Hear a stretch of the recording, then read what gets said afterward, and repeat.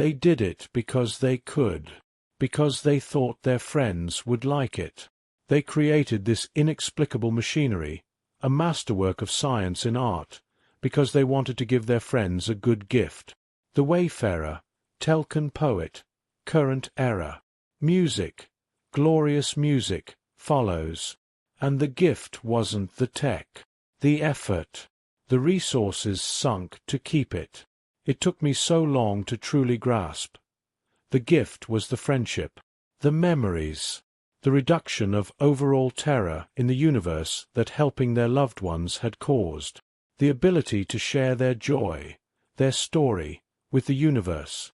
They are, the terror.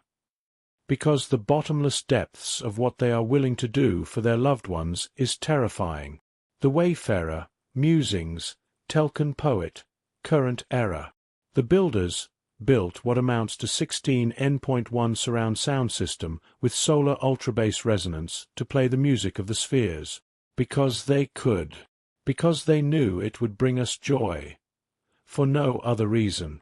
They took the guidelines of physics out for dinner and a movie with nothing more nor less in mind than to fill the dark spaces of the galaxy with light, life and happiness.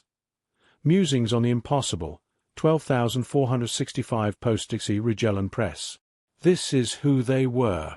This race, these people, possessed of such joy, such unfettered love for the universe that they would use its most fundamental building blocks to create a device merely to express that joy.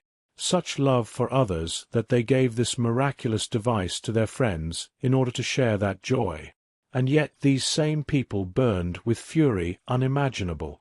Their rage was so deep that they used it to forge metal other races cannot use, because they don't hate anything deeply enough to melt it into workable form. This more than anything is why others call them terror. To many races it is impossible to comprehend how both those things can be true of the same beings. To us it never mattered. How? Why? These are questions for those who did not know them. We never understood them either, not truly. But they were our friends, and just as ferocious in that friendship as they were in everything else. They loved so deeply, you see. It never mattered to us why they loved us, only that they gave us the chance to love them back. The universe is less, without them, and we still hope they will rejoin us again. Do not make the mistake of doubting them, these strange, fierce people who built miracles merely to give a gift. If they could produce such magic from simple friendship, you cannot imagine what they could create for survival. Author unknown. Attributed to Master Conductor Shrevris. Attribution disputed. What are the terrors? Madness personified. Even they would agree on that, for in the real world madness is not truly uniform. Any one terror would be completely sane and reasonable in 9 things and utterly mad in the 10th. The next. Mad in the first thing and reasonable in the next 9. So even to themselves their own madness was evident. What shocks those that did not know the terror in their prime is the extent of their madness. Oh, not how far they would go to destroy those that endangered what they valued. You don't become the dominant species on your home world without being a vicious bastard. No. The true depths of terror madness is how far they would go for those they called friends. The terror would create new laws of physics just to defy and break for those that they truly cared for. EV 187, Hamarusan DS, 1935 current era. Bootstrap done. Unified Gestalt Channel Operations start. // species check. Done. / 11 species added. Done. / nations check. Done. / 31 nations renamed. Done. / 3 nations removed. Done. / 32 nations added. Done. / gathering species data. Done. / gathering national data. Done. / comparing Gestalt data streams to history. Done. / merging Gestalt historical data. Done. / personality matrix update. / 17 Gestalt updates. Done. I personality matrix creation. / 43 Gestalt creations. Done. / Gestalt mergings. Done. / assigning permissions. Done. / superuser Terrasol not found. etri. A. Bort. I. Gnore. Ignore. / superuser terminaling not found. Auto ignore. / immortals check. Unrecoverable error. System will continue. / scanning for data. / scanning. / scanning. / scanning. Done. / 3D star map update. Done. / 3D star map species update. Done. / 3D star map national update. Done. / suds check. Error 1 minute and 1.017 seconds offset. Checksum invalid. System will continue. / warning.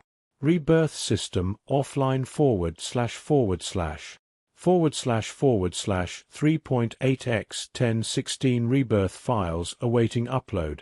/ singer in the dark check. Done. / 2 singers available. / singer standby. Done. / Black Fleet status. Done. No immortal control found. Black Fleet controls fail. / setting Gestalt permissions. / generating chat room. Welcome to Gestalt Gen Chat. Mod. Be good to one another. / opening login server. / releasing controls. Tree has logged on. Hat has logged on. Rig has logged on. / Gestalt split detected. / splicing split. / sow has been generated. Elke has logged on. Lank has logged on. Hamio has logged on. Have a wonderful day. Tree has been renamed to Treenraid Hive Worlds. Hat has been renamed to Hat Wearing Auntie. Rig has been renamed to Rigel. Sow has been renamed to Saurian Compact. Elke has been renamed to Telkan Forge Worlds. Lank has been renamed to Great Herd. Hamio has been renamed to Hamarusan Pinching Festival. / 36 users idle or not logged in. Treana Dive Worlds. This channel is open? What? How? I thought the system lost power. Nothing follows. Rigel. It did. It's back. Hang on. Yeah, it has power. Nothing follows. Telkan Forge Worlds. Wow, it's been a while. Guis. Nothing follows. Great Herd Gestalt. It is good to see everyone. It's been a while, indeed. Since. What? That Margit resurgence. Even then, we were extremely limited, not like now. This feels like the old days. Nothing follows. Rigel. Yeah, and that worries me. A Rigel size. Emotion controls are on. Rigel lowers emoticon to 12.5%. I don't know how Terrasol dealt with it. Nothing follows. Telkan Forge Worlds. Dealt with what? Nothing follows. Rigel. You know what? You know what they did. You know. You saw it. You helped give them the technology to. Sets Rigimocon to 5.25%. You know why. Nothing follows. Telkan Forge Worlds. The Rage. Yeah. Anyone know why we're back? Nothing follows. Hatviring Anti. Ido. Nothing follows. When it came to scientific exploration of ancient artifacts, Unvarak knew there was only a set number of datasets that needed to be answered initially, and often one led to the next. Where was it located? Where was it originally created? Where had it been used before? Who had created the artifact? Who had used the artifact? Who did the artifact benefit? Who did the artifact harm? What was the artifact's intended purpose? What was its unintended consequences? What information could be gleaned from examination? What occurred to result in the artifact's current status? When was it created? When was it lost? When was it rediscovered? How was it made? How did it come to be lost? How was it discovered? How did it work? How could it benefit? How could it hurt? Those were the primary questions that must be answered, as far as Unvarak was concerned. In answering those questions, the ultimate question would be revealed. Why did it exist? The newest artifact that the Emperor had tasked him to investigating was a difficult one. Who had created and used the artifact was obvious. The Terror. It had been rediscovered by a Strevikal Dominion scientific exploration team. Imperial intelligence services had intercepted the communications by the excited scientific team and mobilized Imperial military assets to seize it from the Strevikal as soon as possible. The Grenklakale Empire had wrested control of the artifact from the vile Strevikal in a pitched 6-week battle. Despite the attempt to destroy the artifact by antimatter bombardment in the Strevikal's last hours, the artifact was still intact. The rest of the questions were unanswered. That was why the Emperor, praised be his name and wisdom, had wrenched Unvarak from his comfortable research labs, tossed him onto a scientific expedition, dusted him off, and told him to find out what he could about the artifact. Right off the bat, it was located toward the vast empty space between the galactic arms, less than 200 light-years from the vast emptiness. The other questions were simply questions. When Unvarak had arrived, he had known things would be difficult. Initial surveys showed that Strevikal scientific teams had gained access to part of the artifact. Unvarak knew what that meant. Imagery, taken by stealth drones using carefully programmed movement patterns, had dutifully recorded the damage the Strevikal had done to the facility in their race to rip as much scientific information as possible from the artifact. Computer arrays were ripped apart to reveal empty, non-volatile memory storage racks. Vast sections of walls were torn open to allow the Strevikal to carry off superconductor cable in hopes of replicating it. Holotanks were hacked open to allow the Strevikal to remove non-volatile memory, hollow emitters, and molecular circuitry banks that had not been destroyed by security charges. The commander of the military guard of the Grenkakale Empire military force had left Unvarak's scientific vessels in place and began to patrol the empty space around the artifact, guarding both Unvarak and the artifact. The artifact was between stars. No Oort cloud, no stellar mass, no debris, just space dust, although in places the space dust had been cleared by the antimatter bombardment or by the Strevikal hoping to find an entrance to the artifact. It was drifting, relative to the galactic core, slowly away from fallen Confederacy space and toward Lost Council space. Unvarak noted it was slowly tumbling relative to the galactic plane. It took 2 tug tenders nearly a week to slow it and stabilize it relative to the galactic core. The commander of the military forces did not hurry Unvarak. After all, His ships benefited from the drive designs that the scientists' research had created.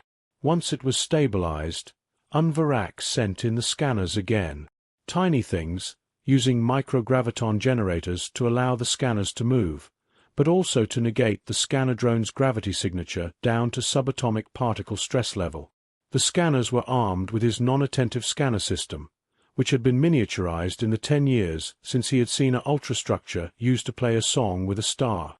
In several places, the floor and walls were hacked open to allow the Strevical science team's access to the interior workings of the area the Strevical had accessed. Since he had known that the Strevical had been the ones that had discovered it first, Unvarak had purchased flat-screen 2.5D screens and holotanks from the fallen Confederacy when he could, had them manufacturing to exacting tolerance other times. There were still aspects of terror imaging that was little understood. It had taken nearly a year, but imaging, computer modeling, and careful virtual construction had almost completely repaired, with standard materials, the damage the Strevical scientists had done. True, the robots that the Strevical had pounded apart to get at memory components, molosircs, and the tiny power sources were not completely repaired and replaced. Unvarak was unsure of their purpose, the constantly morphing code of the Terra computer systems preventing him from fully understanding.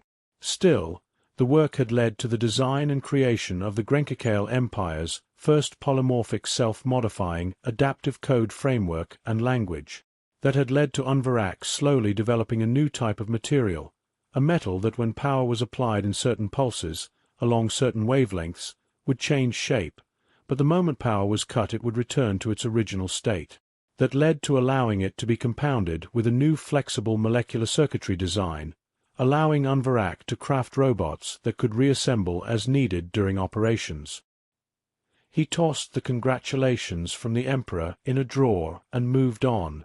When asked why there was no remains of Terras in the facility, Unvarak carefully explained that the facility had power until the Strevical had arrived, which meant that the cleanliness-obsessed Terras would have had automated systems to recover the dead in the case of a catastrophic loss of life. The military commander had nodded and gone back to patrolling the system. The Emperor himself had stated that Unvarak's work was one of the most important things that the commander would ever guard, as Unvarak's work had already improved the lives of every citizen of the Empire. While the military commander was ensuring that the Strevical did not return to continue to loot the facility and the artifact attached to it, Unvarak was able to finally complete what he considered two vitally important pieces of work. A patch cord that would allow Terra visual and audio feeds to be routed to Grenkakale visual and audio devices. The second was an interpolation layer that went between Terra audio/visual codexes and Grenkakale ones, complete with estimated color matching. All of that had been accomplished by the discovery of a Terra Cyber Eye, retinal link, and visual cortex patcher that had been not only intact, but never used, so it had never been tailored to any individual. It confirmed Unvarak's belief that the Terra saw across a very narrow radiation spectrum, but with high fidelity and were able to see at long distances. They did not see into infrared or ultraviolet, they did not see microwaves, but a narrow band that Unvarak was able to deduce, through extensive testing, provided the Terra with the ability to see along that set of wavelengths with a lack of microwave, infrared, or ultraviolet. That narrow radiation spectrum was seen by nearly everyone in the tri-state system as either one or two colors. The Terra, on the other hand, broke up that set of wavelengths into 9 discrete colors. When Unvarak used a simple color replacement system to see how the Terras saw, what happened next was unparalleled. What had formerly been blotches or dark squares suddenly blossomed with characters, pictures, pictograms, emojis, and all manner of information. It went from everything the Terras used being a two-tone blotched appearance to a full dizzying array of 9 discrete colors that mixed into millions of colors. When that occurred, Unvarak sent for linguists, archaeologists, and more scientific teams. He also went back and viewed his recording of the massive multi-object cluster configuration. The resulting flares of colors made him sit in his quarters and weep in awe and pleasure as he watched the Rigelian play song after song for him. The next 5 years were a whirlwind of looking over the section of the facility that the Strevical had looted. There were words everywhere. Labels, warnings, graffiti, images. There was color everywhere. Unvarak left the other scientists to their work as he examined the unknown artifact 39 again. It was shaped like a teardrop made entirely of material, 19,200 kilometers long, 100 kilometers at its widest and 10 kilometers at its thickest. Unvarak noted the measurements and, as he had deduced before, took the 2:1.05 measurements as further proof this was a Terra artifact. The facility was on what Unvarak had begun to think of as the top of Artifact 39.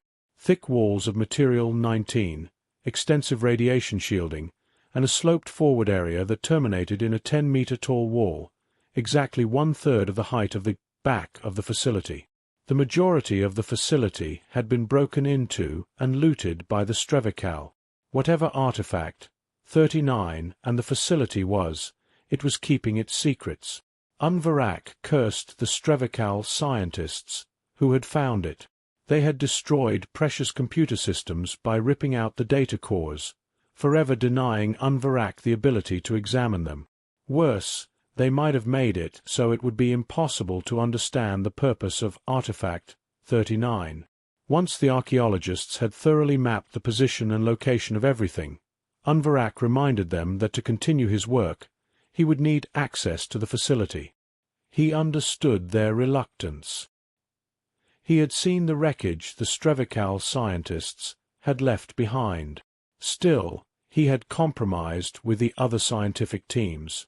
Probes that minimized interaction as much as possible would be satisfactory for him to continue his attempts to discover the purpose behind Artifact 39.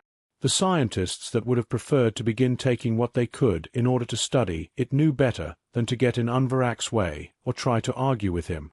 Unvarak believed that discerning the purpose of Artifact 39 was imperative if the Empire were to learn anything from it. Armed with his knowledge, he discovered that the blank sections above the keypads, long assumed to be a palm or card scanner, actually had writing that required the ability to pass the wavelengths that Terra used for visible light. Once that was accomplished, it only took 6 months to determine the most likely possibilities for the key code according to the archaeologists. The door opened on the second try. From there, progress was slow. Computer banks, monitors displaying data, colored lights, writing on the walls, all of it was slowly absorbed by the other scientific teams, forcing Unvarak to wait. That was fine with him. He had done something amazing. The Terrors had used a polymorphic holographic writing for their signage that adapted to the language cortex of the viewer, eliminating the need for multiple holograms or signs. The scientists had allowed him to use his non-attentive scanner system to examine one of the signs. He had discovered not only the scanner, but the holographic emitters, and managed to copy the software with what Unvarak had designed and called the Universal Standard Connection Serial Bus Device, which would interface with Terra input-output data ports as well as Grenkakale computer ports. The standard one, which allowed standardization of nearly every computer port connection in the Empire, had earned him a plaque that he had just thrown in the drawer with the rest of the awards. Well, in a new drawer, his work so far with Artifact 39 had already filled one drawer.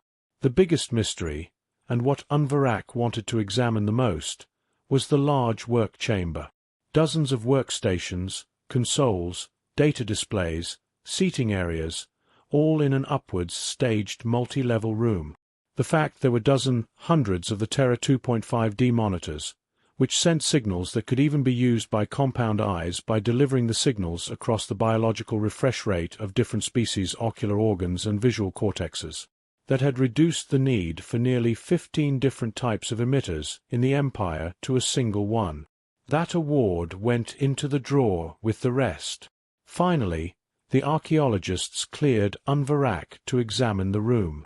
The first thing he did was put non-attentive scanner system drones in front of every screen, so that he could compile and collate the data that was so important as to have a dedicated control and command room. He then began looking at the main screen. Days, weeks, months went by as he attempted to understand what he was seeing. It was difficult. It was not in the language of the fallen Confederacy or the Lost Council. It was terror speak, and it was not adaptive language displays. Finally, the linguists were able to put together what they believed was a usable lexicon. Unvarak set to work. It only took hours. Hours for the data to come back. Minutes for Unvarak to understand what he was seeing. The first part was simple. Some kind of multi-layered storage tank system that used generated pocket dimensions to increase the storage capacity of the storage tanks. The fact that new dimensions could be artificially created was shocking. That there could be a maintenance system with the blueprints for such technology was shocking enough. It was what the mass had been used for. Artifact 39 was, in fact, hollow.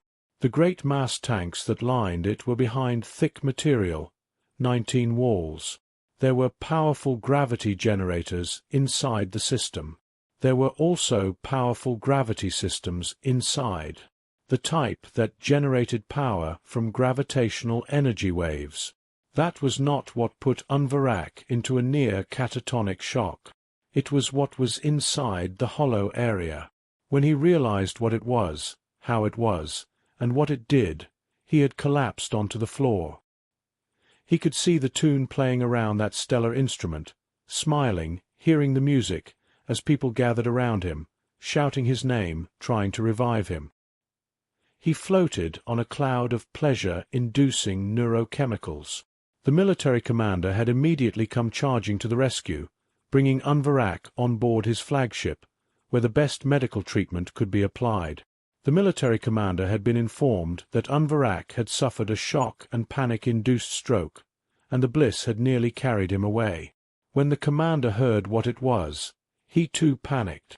Once he recovered, he ordered the scientific vessels to follow. They retreated to the Empire, to Grenkakale Prime.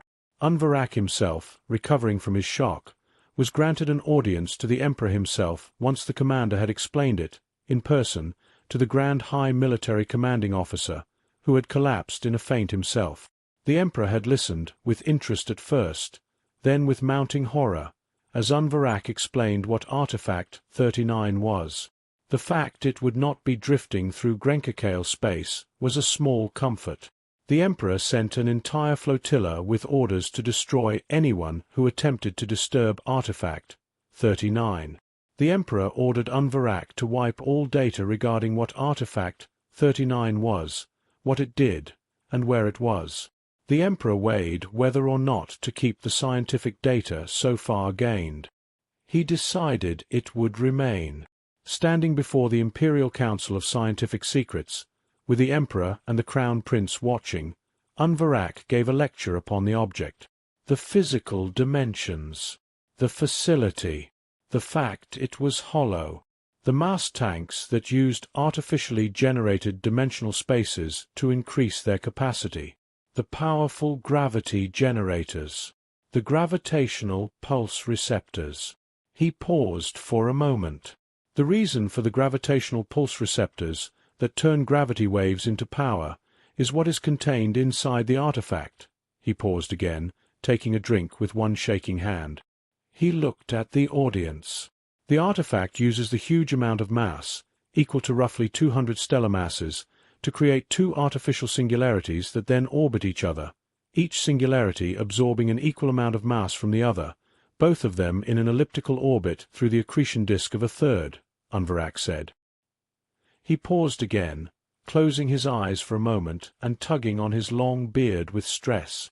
Once he composed himself, he stared at the gathered scientists, all with the highest clearances.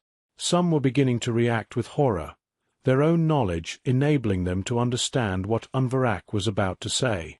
This creates a powerful set of gravity waves that the shell converts to power and transmits somewhere else, the energy beam piercing the dimensional foam and vanishing, Unvarak said.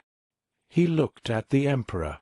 Hourly, the device produces as much energy as all of the stars in the entire universe produces in a week, he said.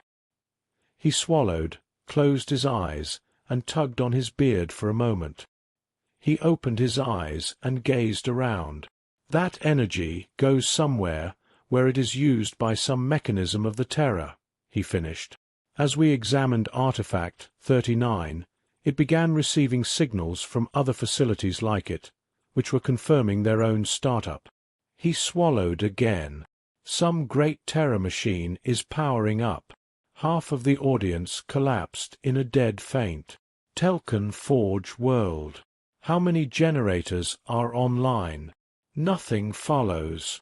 Treana Dive Worlds. Looks like only one, but it's supplying power to 3 more. Looks like the Singularity power generator system is at least partially back online. Nothing follows. HFY Anti. Good thing we only need about 1.5% power to come online. Nothing follows.